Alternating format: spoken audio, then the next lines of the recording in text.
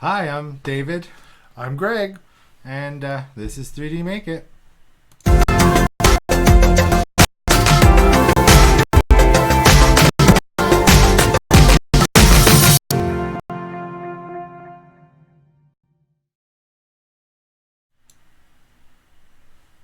Hey guys, How's it going?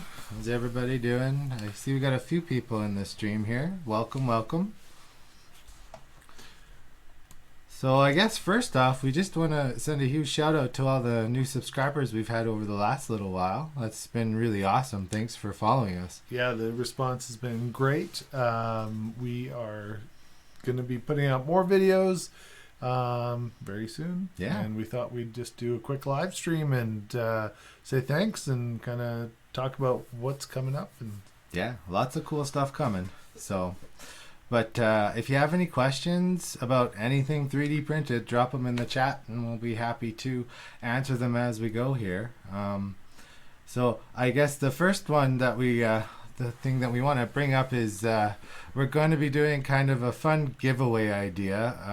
I've been working on a model that follows the logic of the hairy lion on Thingiverse. Basically, since I was long hair, Greg thought it would be hilarious. I thought it'd be great. Yeah, it's to make me a model with the curly hair that you shrink in and model. So we're gonna try that, and we're gonna be doing a giveaway really soon here of that STL. That one won't get posted on Thingiverse or anywhere like that. So you'll have to enter to win, but we'll have more details on that one as it comes up. So If you have any suggestions on the name, like it's kind of like the Lion David, I'm not sure. But if you've got a suggestion for the name of the model, that'd be cool. yeah, that'd be really great. But aside from that, we've got some exciting things coming up on the channel, and we just wanted to talk a bit about what we're going to be doing in the next few weeks. You'll see some cool videos on some new hardware that we've ordered. Both Greg and I have had the pleasure of ordering, and Greg has received. I'm still waiting for mine. It's here. I just don't think it's coming today. So we have the Big Tree Tech. So what we ordered was this SKR, and just let me get to the camera here. We can show you. So we have the a new SKR board. What version did we get here? This is the 1.3. Yeah, 1.3. We both also got the 2808s. 2208. Or sorry, 2208s. Yeah. I also want to try it out. I've also got some 2130s. So I want to kind of test out both of those. Yeah. And kind of test it out. I also am going to... The printer I'm going to put it in is my Chiron. And then what I would like to do is take the other board, the actual Tri-Gorilla board, and put... A lot of people have put the 2208s in that board. But what I want to do is I want to see if, number one, will the 2130s go in there, the 2208s go in there, and can you get them working in either SPI mode or UART mode? Yeah. Because there's less configuration on that board, but not everyone's going to want to buy a whole new board. Not that these boards are expensive now. They're actually very reasonable. Very cheap. Yeah, I think we paid like $30 or less for ours. Yeah. So, but it's still nice to be able to try to use your stock boards whenever possible. So I'd like to do some work on that. And then, David, you're doing some Ender stuff. Yeah, so I got some stuff going on for my Ender here. Basically, there's a few things that I'm up to, but I'm switching out the control panel. But part of my story lies in this mess of a print right here.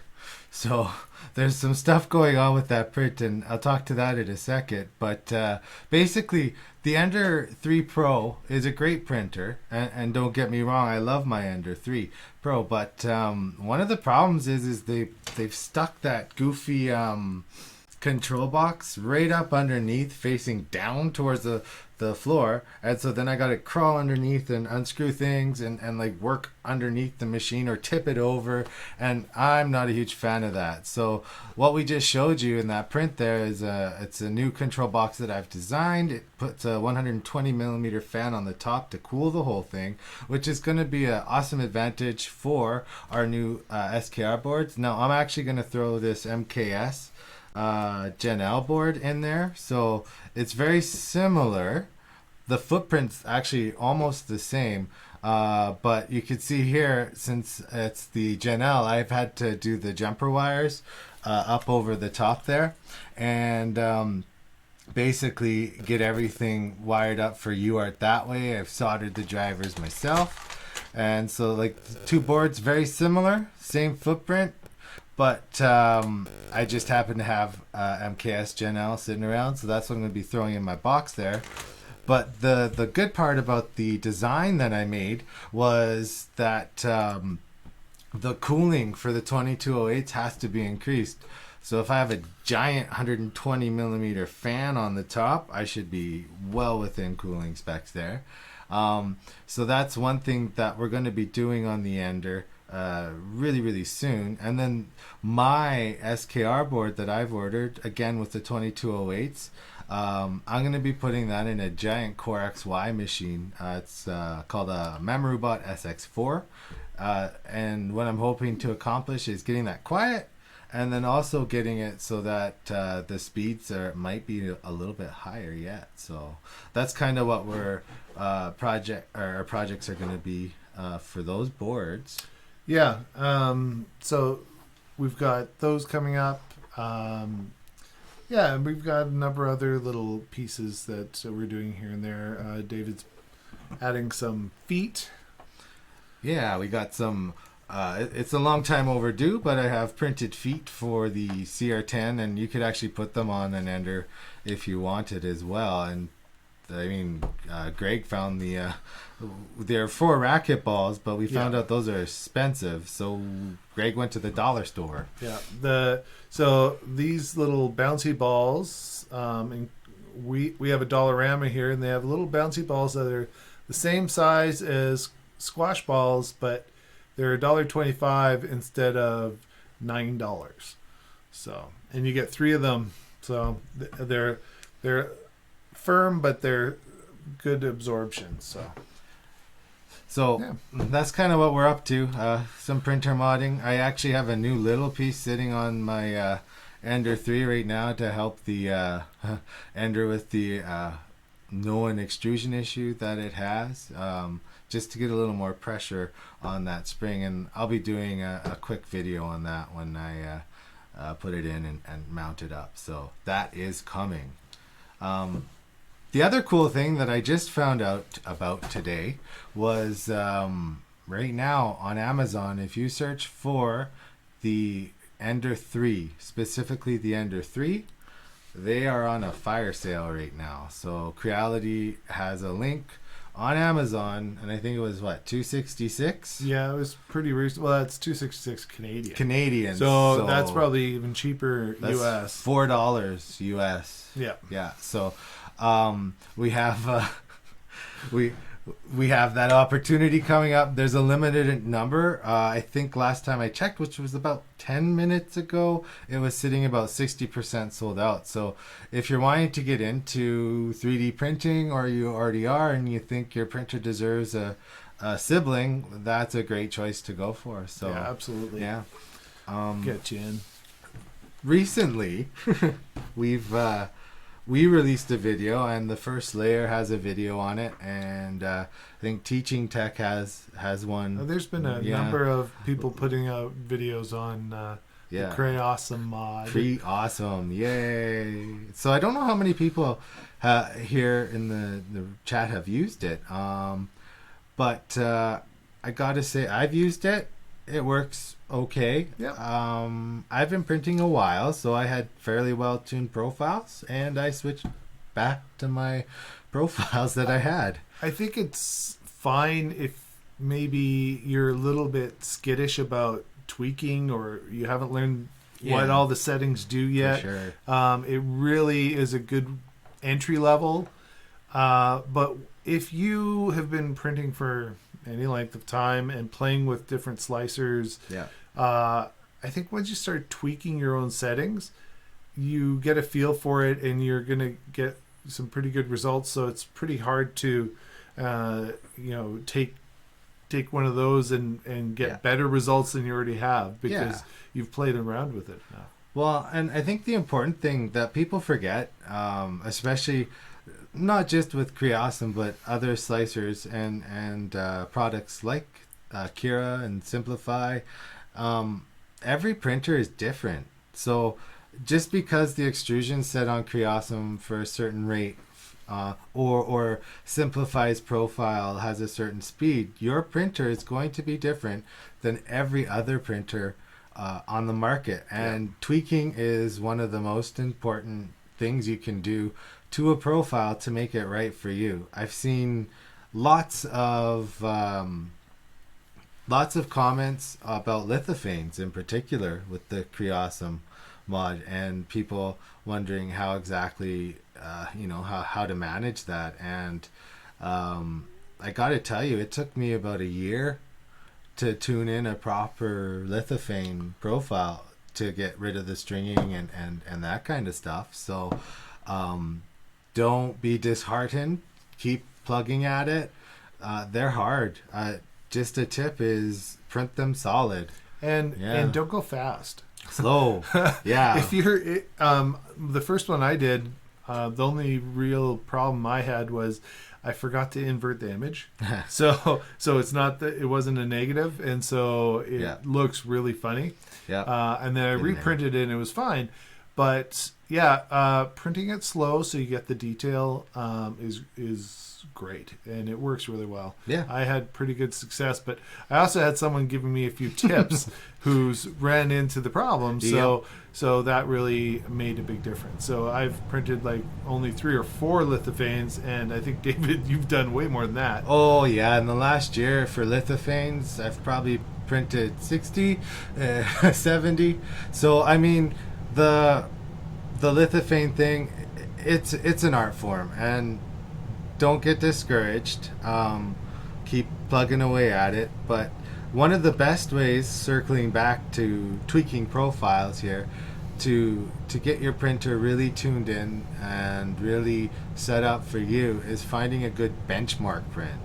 And one thing that I've noticed, and it drives me a little crazy right now, but everybody prints a test cube, one test cube, and goes, hey, I've done it, I've got my test cube, and look how great it looks. I've got a box behind me here full of failed benchies, test cubes, Cali cats, and you just got to keep plugging away. So one thing I would say, when you're benchmarking, oddly enough, is Benchy and Cali cat on Thingiverse. They give you a really good sense of how your printer should be calibrated, because you got overhangs, right? You've got arches, and you've got tiny little bridging going on Benchy. And the test ones are great, but you really should try to print some of your own models or some other models that maybe aren't a test cube, because you're going to see how slicing makes a big difference in variety of different different types of prints, because depending on how you put your support modifiers in is also going to check all the benchies and everything. They require no supports. That's where a lot of people come into issues, is when they're getting into supports. And this may be a good segue into talking about Prusa or for sure, or Slick 3R, whatever you want to whatever you want to call it. But I have been playing with the Prusa slicer, and I know there's been lots of chat about, well, it's just re-skinned, Slick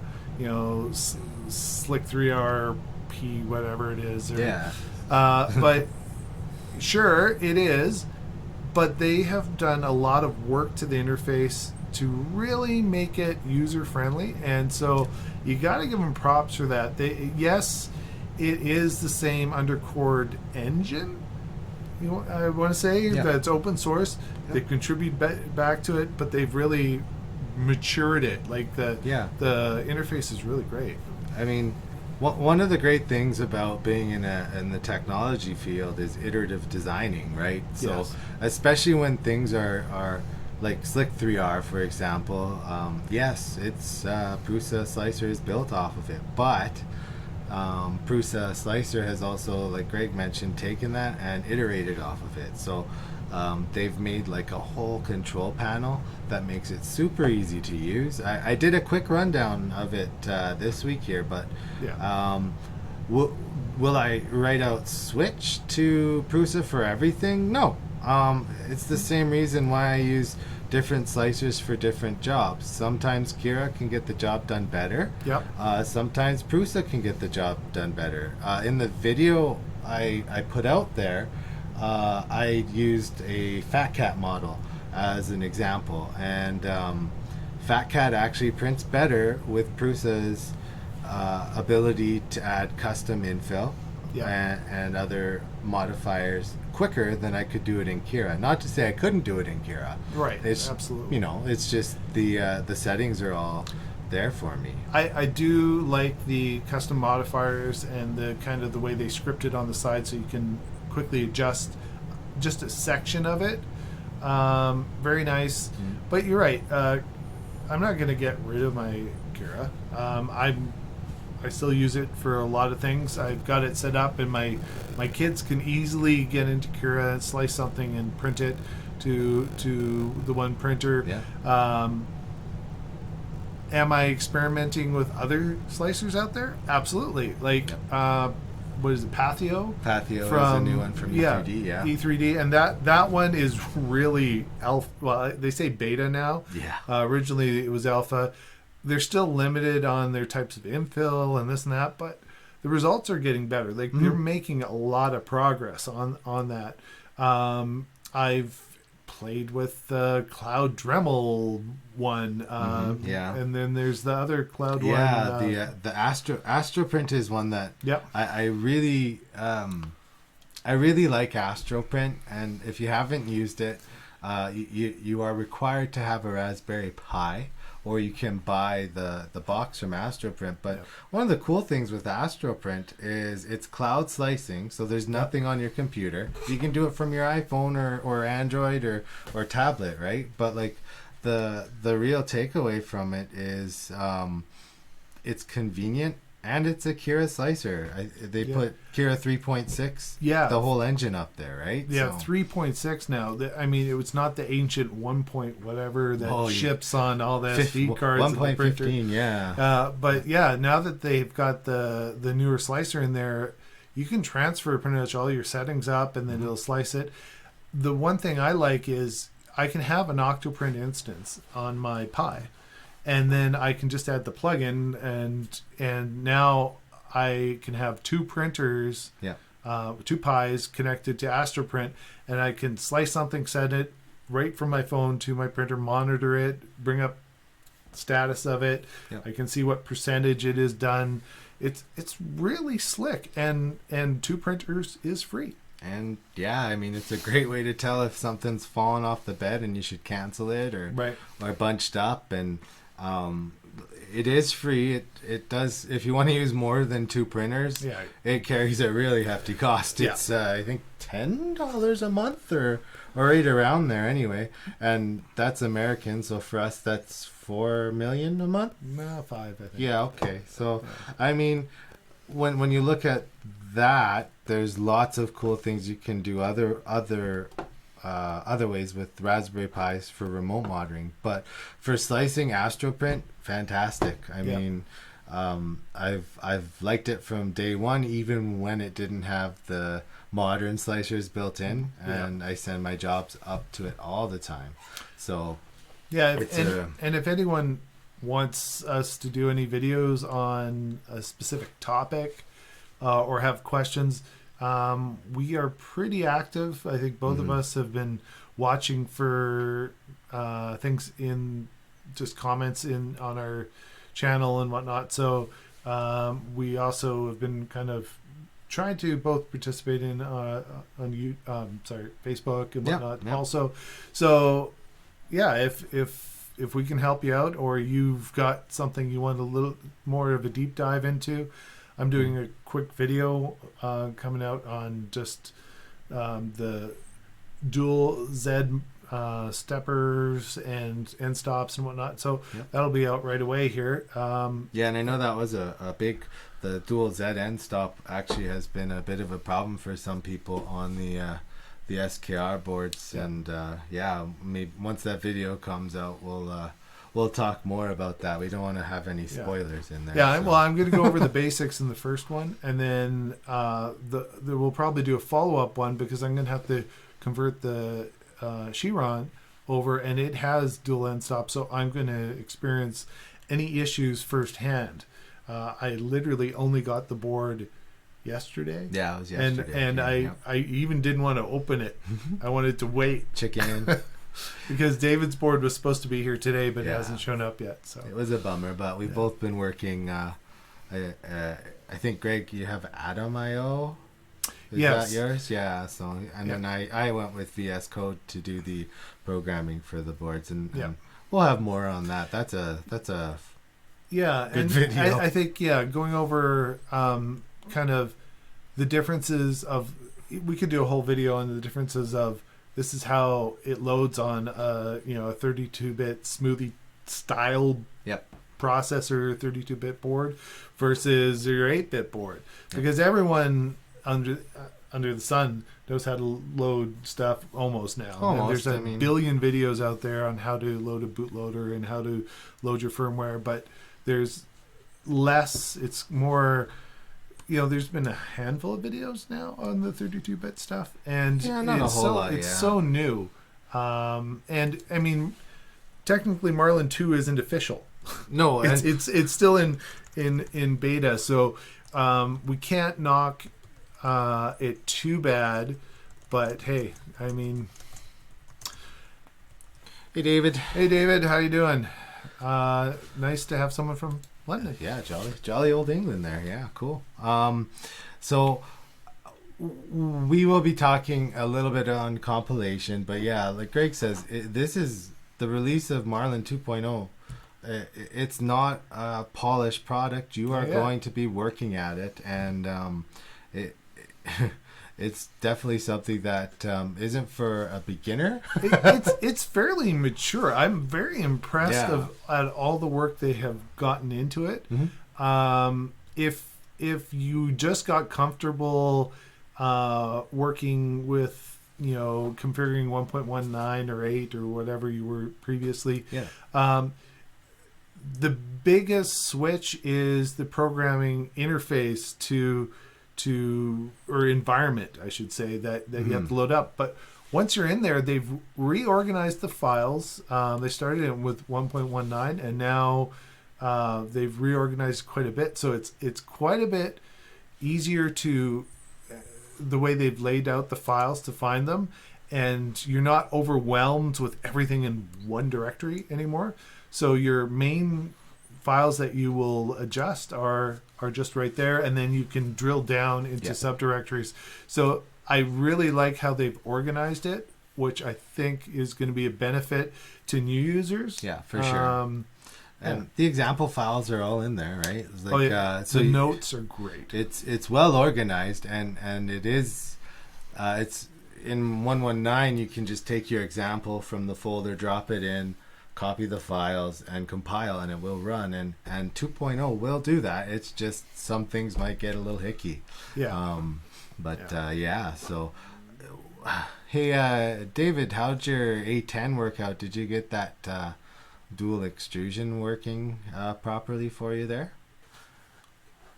So one thing I want to show you, and it's the bane of most people's existence. If you're familiar with the Creality Ender 3 Pro, you've probably seen this wonderful thing. And it's that magnetic mat. So you love it or hate it. Yeah, you love it or hate it. And mine worked for about a week, and then everything just slid off of it. And adhesion on it seems to be a problem. The fact that it's a magnet doesn't help, especially when you're getting up. But printing Petchy and stuff on that, it would actually adhere. It'd actually adhere to the magnet itself, so the whole thing kind of gets smushed and glued, and then you're trying to reef it off that bottom magnet that's on there. I've also heard people. I don't have an ender. Just full disclosure, I have an ANET A8 and a Chiron, a safe ANET A8. I totally rebuilt the Do you power keep supply. it in a safe?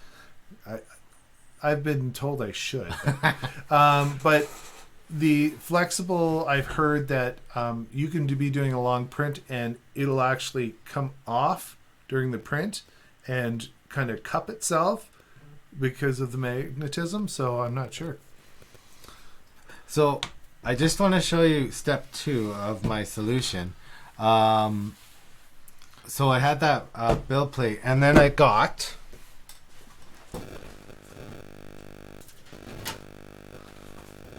something amazing from Amazon, and so what I ended up with was this. It's a flex steel base, and you can get these from almost anywhere. Yeah, I'll shoot it over to Greg there. And so basically, like, this one's called Flexure, and I'm sure there's a bunch of different brands out there for this, but like, you can see on it there that there is a print stuck to that bed as we're flipping it around. Can I flex it? Yeah, go ahead. It might not even come off because It's a little small. It's a small print. Oh no, it came right off. Hey, there it is. Yeah, and so that print is the fix for some extrusion issues. But so this flex build plate sent me back $18 on Amazon, and I haven't been more happy with an adhesion surface since I got that. Now this, because the other one has a magnet, it has 2 magnetic parts on the bed, right? So yep. so this actually sticks to the ender's magnet. Yeah, it's on the bed. Great right? solution, because one of the big complaints, and I have a piece of glass, but surfaces don't adhere unless it's magnetic, right? So I can slap this, it sticks to the magnet that's already on the ender, and I don't have to use like binder clips to hold it down, and it works perfect. If anyone's used binder clips, you know that every once in a while you might be doing something and you hit the damn binder clip and then shift your whole print. Yeah. It's not fun. No, it's not. It's one of those things that you don't know it's annoying until you've actually tried them, and lots of people are taking magnets off the bed, and that can get messy in itself. So the flex is a surefire way to go. Now there's one addition to the flex that I did add for things to stick awesomely. All right, let's see it. Ta-da! And that's this. Hairspray. Hairspray. The cheapest can. This came from the dollar store. It was $4 at the dollar store, which seems like false advertising. Yeah, but our dollar stores aren't $1. This is a L'Oreal product, and I know you can get it everywhere, or most everywhere. It might even be cheaper at the dollar store. Well, like in the States, it's a penny. Well, if it's $4 here. Yeah. Anyway, it's called Locket, and it's the extra hold. And the hairspray works well for 2 reasons, but one is because this one has a polymer in it that actually matches the PLA, helps it stick. And the most important part of all of the hairsprays, no conditioner. Don't buy hairsprays with conditioner. Look for polymers, no conditioners, and the hairspray actually works quite well. The last time I sprayed that bed was when I got it in December. Yeah, you don't want fragrances or anything else, any other additives. You get it with the least amount of ingredients. It's one of those things that you think hairspray, but no, it has to be specific. I bought a bunch, and then I said, "Here, hun." Here, I bought you some hairspray. Whoops, here you go, honey. Yeah. So she has hairspray for a while. But it's a good solution. It helps things stick. There's gonna be questions, and I can hear people scream at the comment section already. Hairspray doesn't work, and you know what? Again, it's personal. Like 3D printing, there's about 75 ways to solve one problem. There is. So- A good build surface does make a difference. The printing I've been doing on my Chiron, that bed, everything just sticks, and then when it's cool, pops right off. Yeah, I just like right out of literally, I don't even have to force it, or use a scraper or anything. I just push it and it slides. Yeah, and I It's- forget what they call that. I'm. It's a wonderful surface, I gotta say. And Anycubic has it on everything. I just can't remember the name. It's their Ultra Base. Ultra I Base, think. yeah, and I gotta say, like, same thing for me. I have it's the Mamoru bot, and that build surface on that, I think it's some sort of PEI, maybe. I'm not 100% sure, but It doesn't seem like it's stuck No. on there, but it's stuck good, and then I just have to pop it off, and poop, right up it comes. And like, I'm gonna order one of those. You can get them for the Ender and like the 235 millimeter by 235 and the 310 by 310 that fit the CR10S and the Ender. And I think, since it's on this printer, you could also fit it on a Chiron. You probably could. Yeah, I mean- I'm really enjoying the surface. I don't care about the little stripes. Some people say, "Oh, I get a stripe in the bottom of my print." It's on the bottom of your print. I guess if you print something on its side, Mhm. and then okay, but Well, it's not that big a deal to me. And I guess it depends on if you're doing any post processing of your print. Yeah. Then maybe it won't matter. Well, it's really no different than using like ABS slurry. Like, if there's imperfections or lines when you put an adhesion method down, like even Dustin print, I didn't have a smooth coverage. It was dotty all over on the Dustin print, and I'm gonna get in contact with them to talk about that a little bit more. But the Dustin print, when stuff came off, you saw a rough texture on the bottom of that. So I don't care if it's glossy or not. I No. just want my print to stick so I can actually have a good print. well, the only glossy bottom you need is benchy, right? Yeah. You need a shiny bottom on the benchies. Yeah. So, True. so that's kind of where we're at right now. I'm looking forward to fixing my Ender 3 adhesion issue with that little washer. Where did it go? It's still on the pit bed. So I'll it's have to back go on the for it. build pad. And good place for it, though. Yeah. Yep. You won't lose it. No, it'll be there. I'm gonna play around a little bit more to get some more information out to you guys about a little bit more involved into the Prusa slicer too, just so that we can all have a fair go at it. But one thing I kind of want to make sure everybody in the chat and watching now or later knows is we keep great resources. So when we find something that's awesome and we think you should use it, our website, www.3dmakeit.ca, we throw everything up there. We have a section for slicers, profiles. We have I've got to start improve my NG code. I have to improve my section. I'm working on it. But definitely any resources, close-up pictures of our builds or whatever, changes, we'll try to put it up there. Any notes, like we'll probably put in the video a reference to the proper section on our site so that it's a little bit easier for everyone to find that information. Yep. And over time, because it's a new site, we're a new channel. Yeah, we're growing. It will hopefully improve and hopefully become a bit of a resource for people, and we get that this industry changes quickly. I have no inkling on 64-bit boards, but hey, Yeah. One day.